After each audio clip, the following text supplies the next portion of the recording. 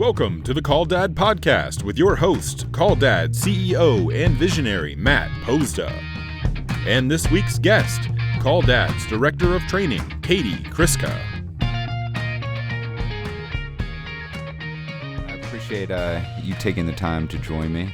When we decided that we were going to sit down and start having conversations internally, one of the first names that I thought of, because you know how much I care about Dad You and what that is for our future and how important that is to our business, as well as the communities that we serve in reality, was Miss Katie. Yeah. So, Miss Katie Kriska, thank you for joining us today. Absolutely. Thank you for having me. So, I want to start as far back as you are willing to go in terms of your history, who you are, how you got interested in education, and how you got into the trades, and then how you ultimately ended up as Director of Training for Call Dad.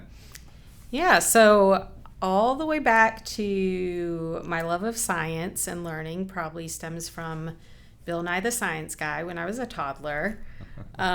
So that's really just from a very young age. I couldn't even write yet, but I did actually have my parents help me write a letter to Bill Nye with a question, like if it would come up on the show. It didn't, but I got a letter back. So was it from Bill himself? You don't know. Do you still have it? No, I don't still have it. That would be cool though. Yeah.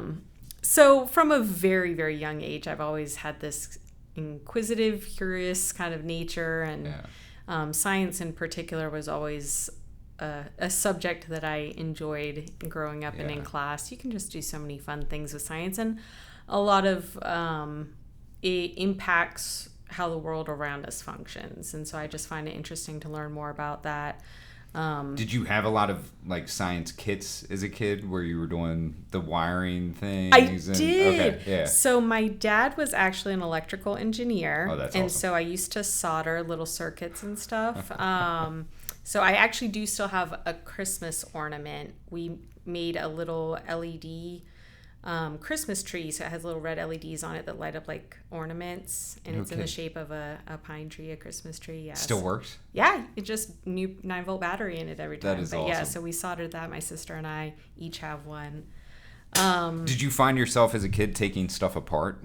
Oh yeah, that was something I got in trouble for a lot. I like.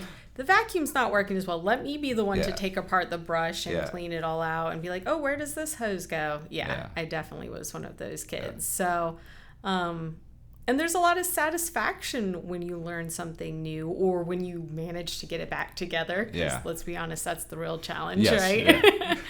And it working.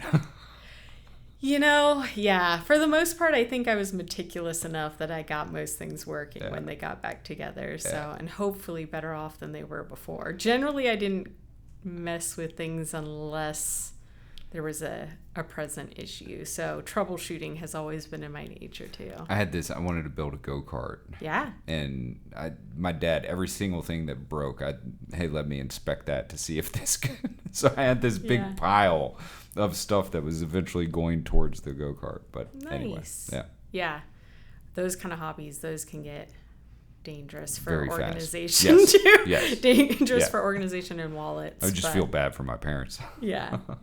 So electrical engineer, and he fostered that, and he would very let you. Much okay. So. Yeah. And was big in other aspects of science, like we had a giant telescope, and we'd look at the stars and solar eclipses and all that. So my dad definitely was instrumental in developing that when I was younger. And I was pretty lucky. I was always a pretty bright kid, and a lot of both my parents and other people around me encouraged me in that area. So I've always grown up thinking school is important. It's what opens opportunities for you in life. And so there was never I don't like school, I don't care about school. It's always been a foundation for me this is how you improve yourself and improve your setup in life, and just, plus it's fun to learn. Were there any subjects that you were absolutely not interested in or didn't do well in? So I will tell people I'm not much of a writer, which is weird because I love to read, and I used to always have a book in my hand as a little kid. but the writing, and particularly the spelling, has never been my strong suit. So we'll get to later when I was teaching and I was in the classroom, I'd have to write up on a whiteboard all the time for students. And I would jokingly tell them there's a reason I teach math. And so I would have assigned students have to correct my spelling for me. So it's bad when sixth graders are, correcting what you're writing down. So that was the one subject I never taught when I was in the public school system was English. Yeah. Social studies, math, science, all of that, but not English. So I'm with you there, especially my 10-year-old now is getting spelling tests that I don't even know how to spell the words. It's pretty. I'm like, ask your mom. Yeah. She was an English major, and I'm bad. If it's math and science, I eat it up. If it's writing, I'm terrible. Yeah. Can't do it. Yeah. So I feel your pain. I try to avoid writing on whiteboards as much as possible for that reason. Yeah. So at least you got to preface it. I've just come to accept it. It's like, hey guys, I know my strengths in life. This is not one of them. Yeah.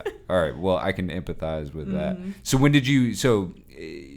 did you have that science and math focus all through high school? You stayed with it, or? I did very much so, actually, in that I lived in the area, so in Charlotte-Mecklenburg schools for elementary school, but we moved just outside to Cabarrus County for sixth grade and on. And it just so happened that the curriculum didn't line up perfectly, so I actually was a year ahead in math for Cabarrus County versus Charlotte-Mech. So I used to go up a grade to take my math classes from sixth grade on. And so in eighth grade, there was a small group of maybe 5 or 6 of us that were all in that boat. And so rather than shipping us to the high school each day to take our math class, we got to go in the library for an hour each day, and we did geometry virtually with an online community college professor. All right, so you started virtual learning before virtual learning was like really even... I did. How much does that play into your acceptance of it today? I haven't actually thought of it until I just, verbalized that now. But yeah, I mean, at that point, it was less virtual learning in how we think of it in terms of today. So we weren't video conferencing with our professor. We were communicating primarily through email and assignments in our program. Yeah, so it was just... The person wasn't there. He was not there. He was not physically there. Even though we were nerdy 8th graders, we were still 8th graders that were responsible for making sure we stayed on task, which was not always happening, I'll be honest. Yeah. We might have played poker a time or two in 8th grade in class, but... so that group, again, maybe 5 or 6 individuals, we all were very driven, very academically, intelligent, and we like to kind of compete and challenge one another. So that really helped foster it too, that I was surrounded by peers who were also driven in that way. And that's actually when I first heard about the North Carolina School of Science and Mathematics. Okay. And from then on, I decided that is where I want to go. So for the people listening who aren't aware, the North Carolina School of Science and Mathematics is located in Durham, although they just opened up a second location in Morganton recently. But it's just for juniors and seniors in high school. It is a boarding school. It's free. It is part of the public school system here in North Carolina, but it is kind of a college-style campus where I lived in a dorm. I had, cafeteria food for breakfast, lunch, and dinner, all of that. So you were in the Durham one then? Mm-hmm. Okay. I was in Durham because Morganton hadn't opened yet. Yeah. Mm-hmm. So from 9th grade, I walked into the school counselors who were responsible for scheduling, and I said, look, I want to go to this school, so I want to double up on my math and science classes while I'm still here in order to increase my likelihood of getting accepted, because you do have to apply. I had to take the SAT in 10th grade instead, so I had to do that.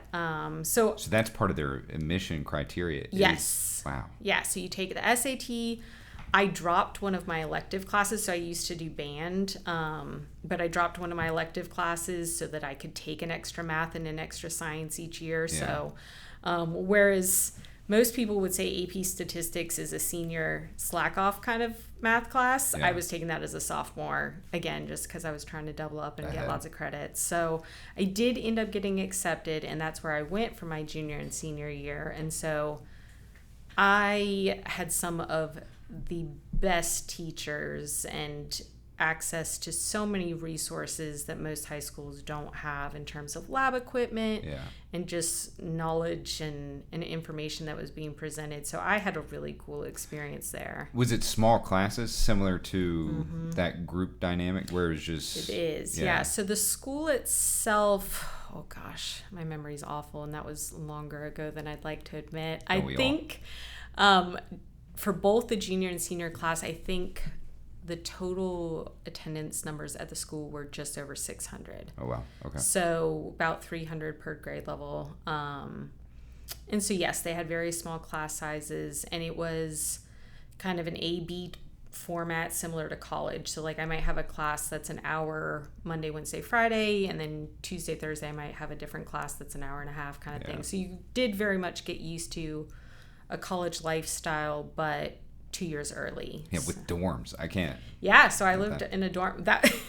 I was also the oldest child, so I was a very independent child who was like, I get out of the house 2 years early? Okay, sign me up. So I'm ready. Yeah, I was definitely ready. How many siblings did you have? I have one younger sister. Okay. She's a year and a half younger than me, so we're very close in age. Yeah. Raising two girls who were about that close in age, I can guess some of the... Oh, yeah. I got in trouble all the time, although it was not always my fault, because my little sister would frequently get me in trouble, even though it was definitely her. Yeah. So got that dynamic. Oh yeah, I remember one year my birthday. Even she lied and said it was me and got me in trouble. I was like, "This is my birthday. Like, what are you doing? Like, you're ruining it." Anyway, so I love her. It's funny because my oldest is such a rule follower. Like, she is unbelievable. Like, she will always follow the rules no matter what. And when Anna tries to pull one, it's like, I am very much still to this day a rule follower. But I had my rebellious teenage stage. So, you know, some of it was me. Fair enough. You know, I think most of us that are in leadership had some point of rebellion in our life.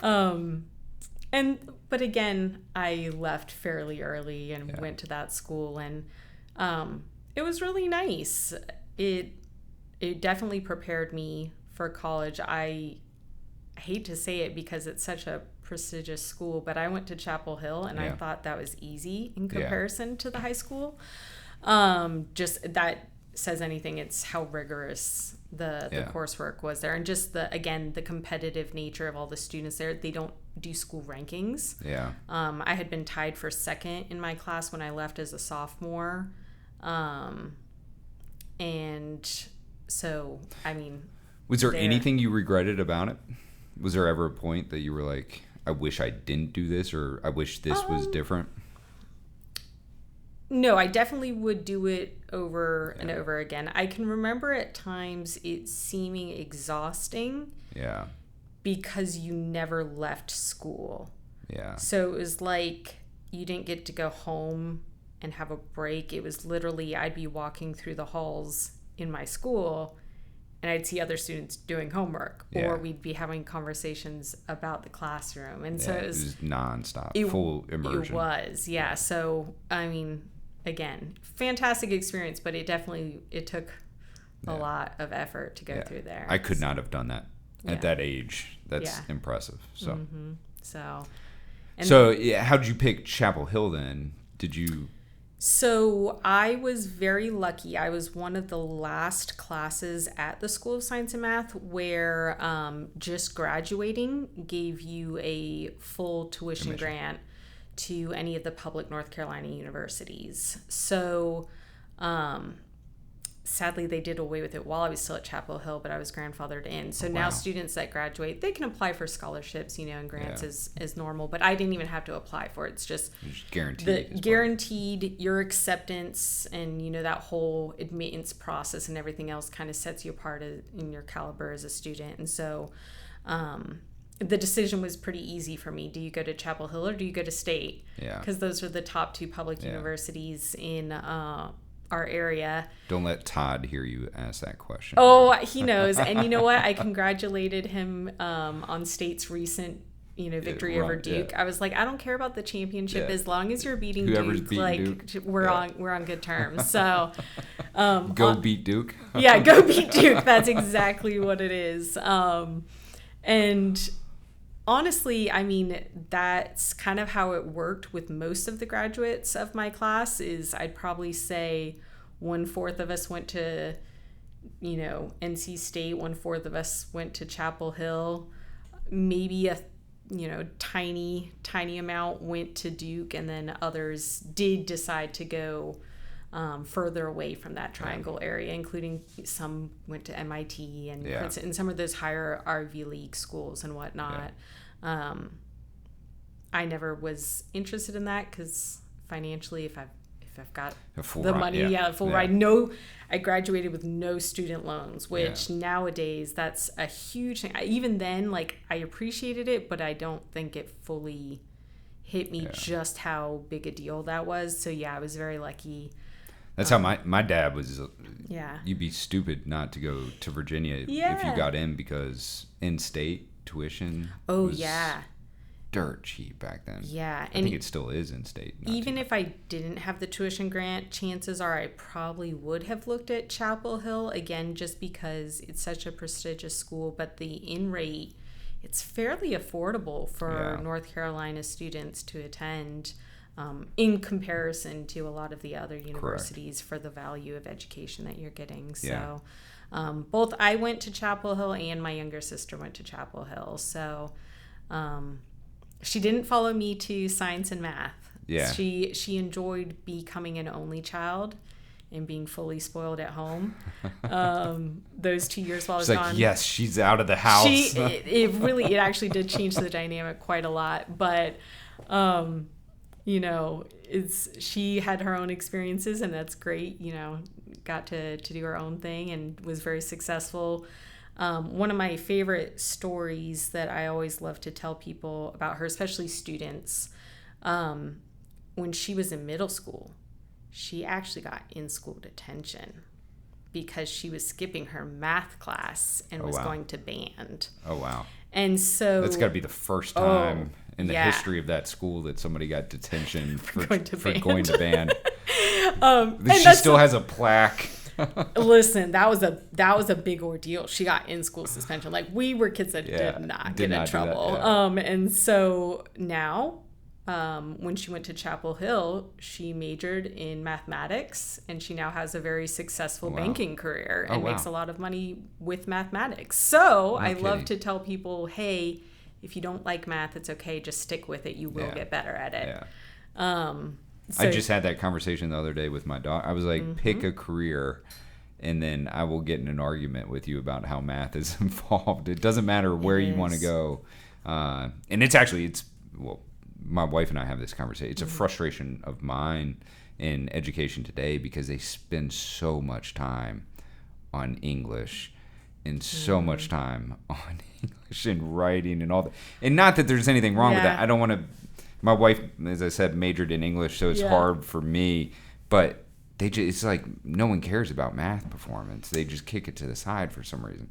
Truth be told, though, honestly, with how communication has changed within the last few years, I'm okay with them pushing heavily on that and writing and composition and everything like that, because I do feel that, at least in popular media and social media and all those things, in casual conversation, we're maybe this, I'm going to sound old saying this, but I feel like we're butchering the language a lot, I don't know what half of... Well, then they need to revamp how they're doing it, because they've been focusing... This isn't recent. It's like multiple decades, and that's the product. So I still... And this is one of my biggest things, that it's like, man, what, I feel like kids are misled and not guided well enough. I now, obviously in this role, we'll get to it, but I review applications, and I'll see applications or emails that I get from people that aren't capitalized or run on sentences with no punctuation. And it's just like, I try and look past that in a sense, like in that I'm a little bit more flexible with it than I think past generations would have been. But at the same time, it's like that's the quality, that's the image you're putting forward of yourself. And I just feel like somebody somewhere along the line let them down in not teaching them more of the value of that and that presentation. All right. So when did you decide in all of this that education was in your future? Did you know early on, or was there a specific professor that you had that was like I'm picturing some? No, honestly, I think I went into education because it's always been such a comfort zone for me. Yeah. If I could be paid to be a student, that would have been my career. Yeah. Just because, again, I always thrived in an academic environment. I take a lot of enjoyment from learning new things. So it more so was, I think, a default in that I went to college, and like a lot of young adults, I didn't know what I wanted to do. Yeah. And I know I kind of explored around the beautiful thing about liberal arts colleges is they require you to have a certain amount of credits in every field so that you get a taste of, different aspects. So I debated on business because UNC has a good business school. I found out very quickly I was not interested in business. I took Business 101, and that was honestly my worst grade in all of college. But what are these people doing? So I will leave the business to you. But again, math and science was kind of where I was at, and so that was my focus. My major was elementary education. Because I do think that the younger grades, that's where that foundation is laid. Like I said, that's my learning started even before going into the school system.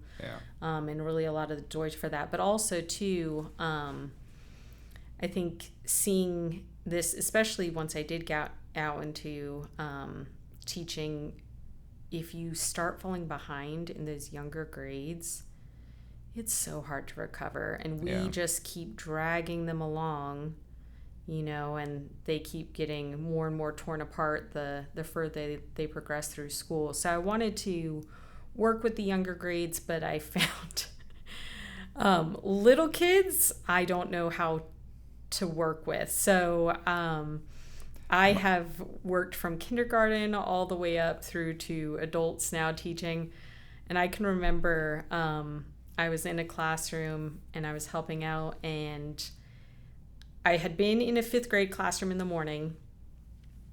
A student had thrown up in the classroom, which normally is a big deal. This whole group of kids sat calmly in their desks. Mrs. Kriska, so-and-so threw up. They sat quietly, stayed on task while I was helping the student get to the nurse and like having somebody come clean up. And I was like, dang, these kids are so mature. They're well behaved. And then I go down and I'm helping out in a kindergarten classroom, and they're in recess when I first get there. And so they're most of them out at recess, and this little girl comes in early, and she's just sobbing, walks up to me and hugs me around my waist as tight as can be. And she doesn't even know my name. I haven't met this child ever before. And I'm just like, what do I do here? So I very quickly decided I like being able to speak to children closer towards this comprehension and understanding young adult kind of level. So there's 5th grade some communication. 5th grade, 6th grade, around that age. So when I did graduate, I ended up teaching in 6th grade mostly. Science some, but mostly math. Which is what my dad taught 6th grade math and science. I remember us talking about years, that during the interview. My mom did the kindergarten. I don't know. And it's funny, we talk now because they're with kids. They're like, I dealt with it for 30 years. It's exhausting. My students would always ask when I was going to have children, and I was like, I have 60 of you. And they were like, what? And I can remember one of the other students turning to the kid that was like in shock, and she's like, she means us. She's talking about us. It's like, oh. It's like, yeah, I mean, you guys, you're my kids. That's funny. Now even I feel like I can refer to some of my students here, even though they're adults and voting and driving age and all that stuff. Sometimes I'm like, dang, they're such kids. Oh yeah. They're such kids. They're babies. And I mean that in the most loving way, but it's nurturing. Yeah. Sometimes I'm like, dang, you're so much younger than me. I feel so old. Yeah. So I'm at that getting close to midlife crisis age here. I know it's still a ways off, but yeah. So I taught middle school math and science, and I was in the public school system. And unfortunately, like, I don't think anybody listening will be surprised, that is a really tough profession.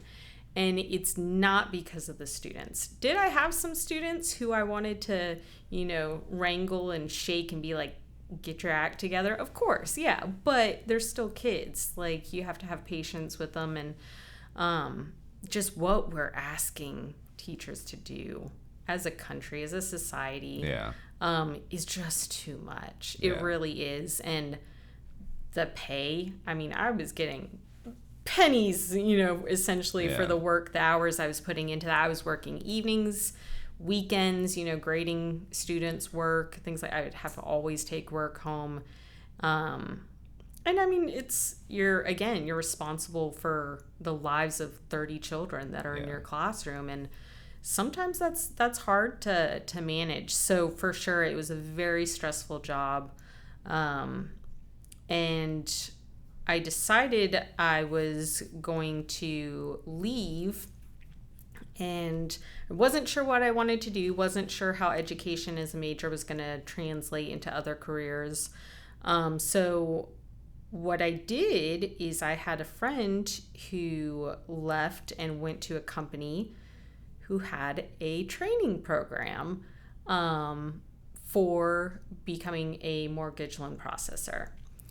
Have no love in my heart for mortgages, but the fact that I would be trained and not have to go back to school to go into this new career was something that I appreciated. So I did their training, was working there for about 6 months, and it was a great work environment, a great place. I had no intentions of leaving, but again, another friend and former coworker said, hey, I am working at a company now that works with Chinese exchange students who are living here in the U.S. and going to school here in the U.S. And I think this is right up your alley. And the pay was significantly increased. I think when I looked at it, I was like, oh my gosh, this is what my teaching pay would have been in my 13th year of teaching. And that was the starting pay in the private sector, unfortunately. So I went and I started working with exchange students and their host families and their natural parents back in China. This was all pre-COVID. And so it actually worked out really well. While I had been teaching in public schools, I actually went one summer and I taught in China for 3 weeks at an English summer camp there. So I had been to China. I think that was 2015. So... Were you able to speak? No, no. Okay. So this is like, my wife went to Thailand and taught English in Thailand. Yeah. But she said that all they did the whole time was like head, shoulders, knees, and toes. And that was like the game that they played. Yes. So they wanted me to teach in English. That was the draw for that camp. Yeah. They had several staff and teachers at the school who were bilingual. So they kind of assisted in translations and would guide us around while we were in the area. That was also a super great experience. I was like, maybe I should move to China, because at the time I was still teaching in public schools, and I was like, well, they take really good care of their teachers. And it was a huge school. It was like, it looked like a small university, but they start boarding school as early as elementary school. They don't mess around. So it's a whole different culture, very positive experience I had there. So when I was teaching with the Chinese exchange students, it was nice because I had some understanding of their culture, and I had gotten to go to some of the cities that they lived at, and I had some understanding and connections to them. But what I quickly found, as exciting and fun as that job was, again, it was another burnout situation, because with half of the company being in China and half of the parents in China and then host families here, I literally was on call 24/7. If a student had an issue at 2:00 in the morning on a Sunday, on it, I was the one that was called and had to resolve and deal with all these issues. So again, immensely rewarding, but I was like, I can't sustain this for long periods of time. So I kind of went back to the drawing board. I was again, like, man, what, I've exhausted the public sector, private sector for education. Like, what am I going to do? So jokingly, one of my coworkers at the time was talking about another local HVAC company here, not Call Dad, unfortunately. But they had a training program, and they also promoted about having more diversity in the field. So having female technicians in HVAC. Yep. So I kind of was like joking, haha, oh yeah, I'll go into attics and crawl spaces. But then the more I thought about it, I was like, well, those things don't really bother me. I've grown up camping. I was going to say, had you spent time in attics and crawl spaces? No, I didn't. I didn't get banished to, a cupboard or anything like that in a crawl space. But I had done a lot of camping, playing outside. That dirt didn't hurt me kind of thing. I don't know if I ever told you this, but when I get like family, somebody will be like, hey, Joe, your cousin Joe, I'm making up a name, right? But your cousin Joe was interested in HVAC. And will you talk to him? And I'll have the conversation. I'll be like, hey, I want you to do me a favor.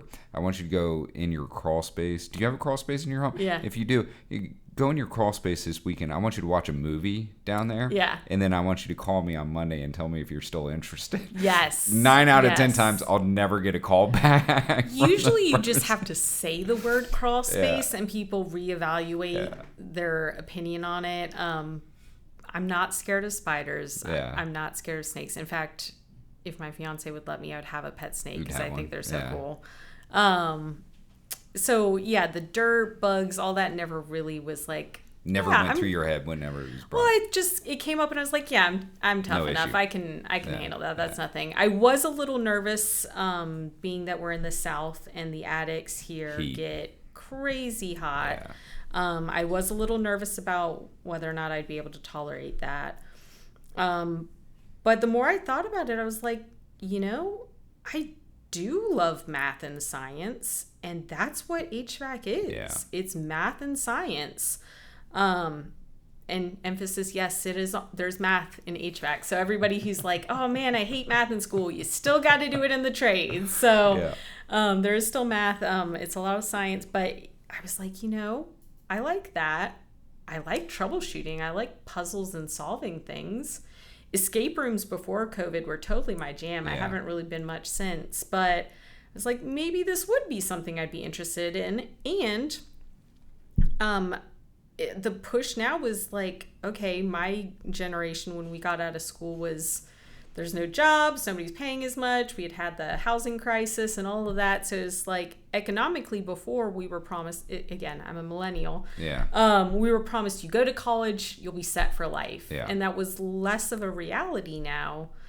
So I never expected to be in the trades, but it was becoming more and more apparent that that's where the stability and pay was. So it's like, you know what? Worst comes to worst. Again, they're going to train me and they're going to pay to train me. So I wasn't going to have to go back to school. I know I say I love learning, but paying to go to school, I should emphasize, is not what I love doing. Yeah. It's either free or getting paid. Right? Yeah, it's free or getting paid. I'll do that learning, but I don't really want to pay to do it. So I went and I loved it. And I worked out in the field as a technician for about 4 years, crawling in attics, in crawl spaces. I found that the heat, yes, it is very tough. I got dehydrated pretty seriously a couple times in my time out in the field, but honestly, I was more of a wimp in the wintertime. I didn't realize that working outside in the cold with your hands numb and your face numb and all that was not going to be as fun. I actually appreciated the masks very much during COVID because I'd have something to wear over my face and it kept my face warmer when I was working in the wintertime. So I didn't mind that. Summer was another story. The attics wearing a mask was a little bit tough. It would just cling to your face with the sweat. But I ended up doing that and I was enjoying where I was working. I enjoyed the job. Everything else, I felt it was good physically. It was good for my mental health. Got to meet a lot of really interesting customers. And there was a lot of camaraderie from the fact that I did go through training people with other, adults who were kind of in similar situations, not sure what they wanted to do in life. But we went through that training together and we had that fun and camaraderie of that. So, again, I had no intention of leaving, but I had a former coworker from that company who had left and was working in a position at the time Sky HVAC. Yeah. Who's Sky? Yeah, Sky HVAC. So that's like a weird name for a company. It is, but he reached out to me and said, "Hey, and we had talked a little bit about his experience in the training department and whatnot, and he was really excited about it. But he reached out to me at one point and was like, I'm going to be moving on, and I think this role would be great for you." Yeah. And actually, now that I think about it, if I back up even further, it wasn't initially he reached out to me about moving on. He was like, "Hey, I'm doing this, and eventually it's going to grow. So just know, like, I'm keeping you in mind for when it's growing." But eventually he was like, "Okay, I'm going to be moving on. Do you want to take over?" And I had to think about it, and I was like, "Well, what do you think of the company? Yeah. Do you like working there?" Because I like where I'm working. I have, I've got lots of friends, and again, now a fiance who I met through work, through HVAC. And so I was a little hesitant because it's always scary going into the unknown, especially if you're not upset with where you're at. So it was kind of the first job I had throughout my adult life where I wasn't looking for something else. And so he was like, no, they're awesome. Just talk, have a conversation. And lo and behold, I talked to you. I talked to Matt Stewart and the Matts, yes. And I was sold. I was convinced, especially I think one of the biggest things that reassured me was in you and I's conversation, we talked about how your parents are educators and how you really were emphasizing the importance of training. And that speaks volumes to me because so much of where I've gotten to in life was depending on companies investing in their employees with training and learning. And so I wanted to be able to do that for people as well. Yeah. And to get them into a career that I've loved and enjoyed. And that I do think is a really great option for people. So to be able to marry a job that I love with teaching, which I still love, and learning, because I'm still getting to do that too. That's another thing I love about HVAC. The field is changing so rapidly that there is always opportunity to learn. So I just think it's a perfect harmony of what I could ask for in a career. And so I've been here now just a little over a year, and I think we're on a good path. It's always hard for me because there's so much that I always think we can be doing as a company from a training perspective. Oh, yeah. So it's always like, I've got to be aware of myself that I can't just bust in and be like, "Hey, have you thought about this? Have you thought about that?" I want you to organically develop it and own it over time. But it's hard for me because I get so excited and I'm so passionate, and I always think everything's broke, and I think that most things that are broke can be fixed with education and training and, and repetition. It is. And you hear a lot of people talk in this industry, and they talk about how important training is, but then you also see all these examples where people are just throwing, you get 2 weeks of training, then bye. Yeah. And that's it. But we expect you to perform like a top athlete every single day, but you're practicing at zero. Exactly. And the best athletes, they're practicing every single. Steph Curry's taking 500 shots a day, but we don't do that type of stuff in our world. So the fact that you're passionate about it is so critical to success, right? And you got to believe it, and you got to want to do it. So the fact that you get excited about it makes me excited about it. So. Oh yeah, I love it, and it is very, very hard to pace ourselves, right? As a company, correct. I know we're growing rapidly, but you, me, Matt Stewart, all of us, we have so many ideas for this training department that it's like we could explode with all the things we want to do. But I do think it's been fantastic, and we've been able to grow it immensely thus far because you guys do support the department, the training department, so heavily and encourage it and emphasize the importance. So that's all we've been doing is growing and growing and growing to the point where I've about reached my capacity for what I can do. And so we're starting to talk about expanding the department and all the additional things that we can do when that time comes later in the year, start of 2025. For those of you listening, if you want to start putting names in hats. You start reaching out maybe with some interest. I don't know exactly when this will be aired, but I'm assuming before 2025. Yes. So yes, absolutely. We may save it. No, I'm joking. No, yeah, December 31st. Boom. But no, that's the thing. I mean, there's so many different avenues. It's going to be. It already is huge for us, but will continue to be one of the biggest avenues. Yeah. The other thing, I mean, I think a lot of people, they forget about this, but you look at snapshots in time, right? And it's like sometimes you're in a week and you feel like I'm getting nothing done, but if you look back a year, you're like, oh my gosh, look at what you've built. In the time it feels like I've been here 5 years, honestly, in the 1 year that I've been here.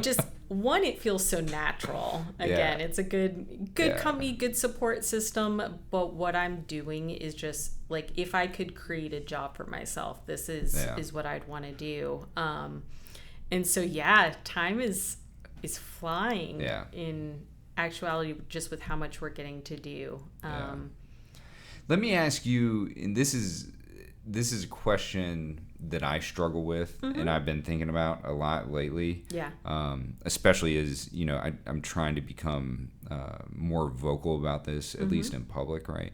How do you, is somebody very much like me who had a good college experience, who was very...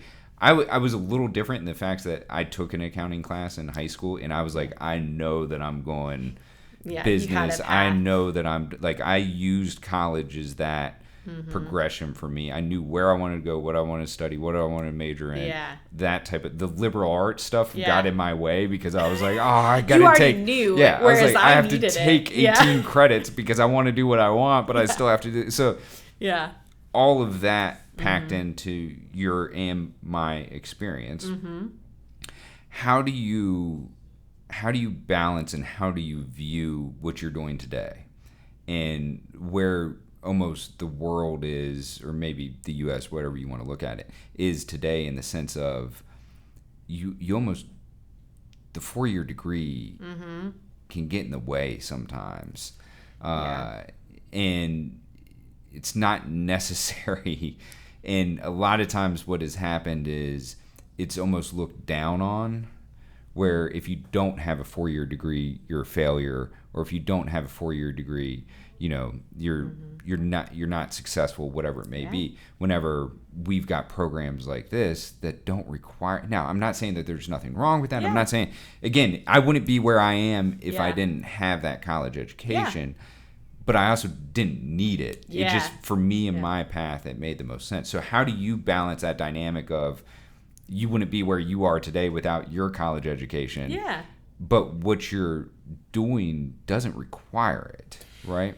No, it certainly benefits from it now that I'm back in an educational role. I mean, truth be told, I am very strong in my belief that teaching is a skilled profession. It's not just people who love kids go into teaching. There's methods and psychology and strategies that go into learning. Anyone who's ever had teachers knows that, because you've had good ones and you've had bad ones. And, oh gosh, and the bad ones just make a bad name for everybody. But then there's the great ones that you're like, I am a Facebook friend with my first grade teacher, because she was my favorite teacher growing up. And so, there's the ones that impact you positively and negatively. What I would say for people though is, it depends on who you are and what you are looking for in life.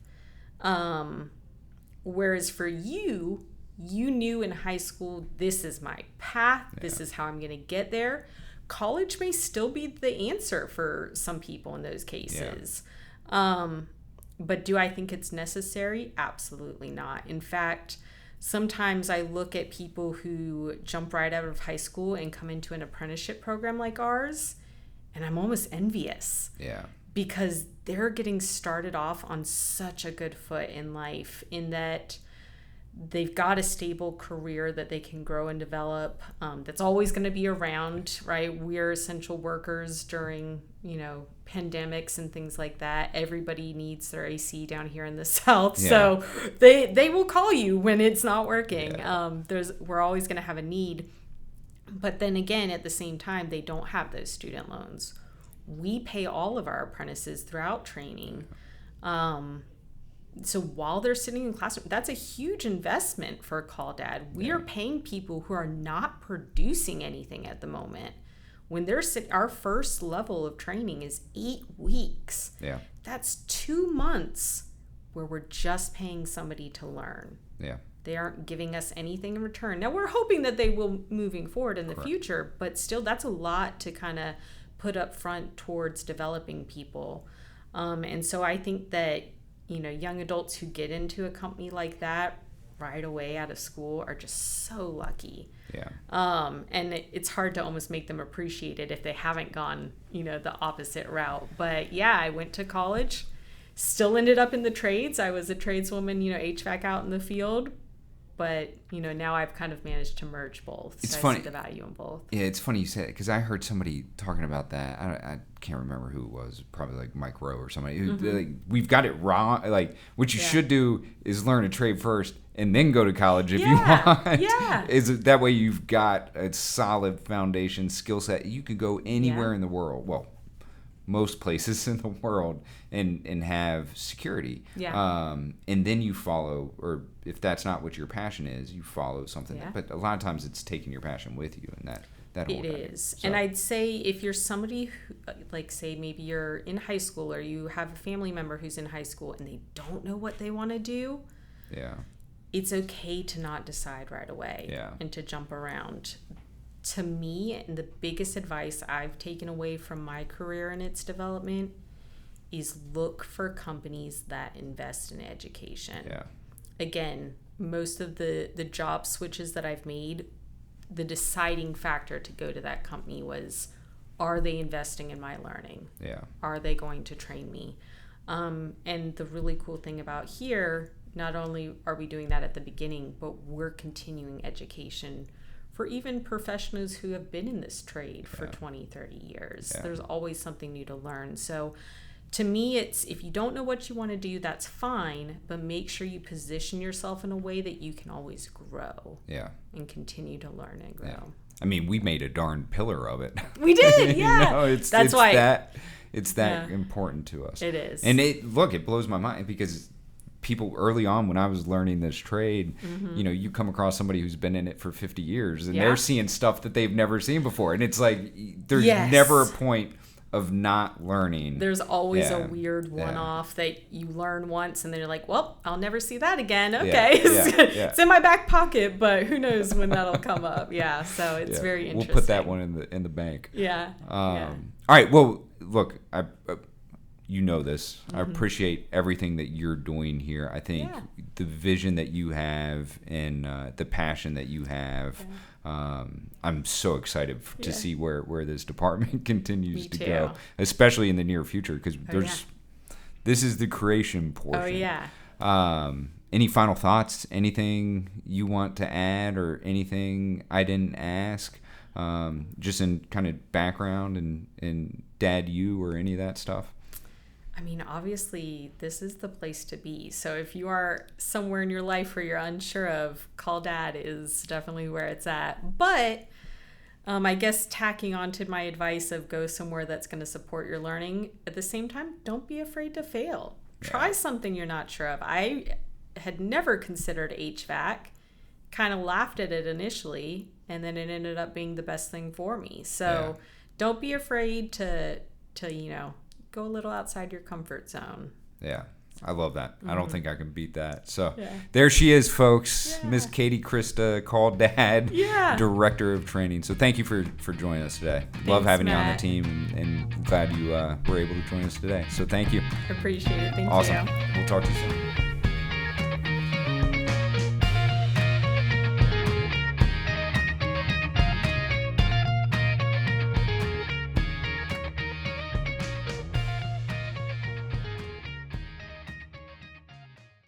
What do you call cheese that isn't yours?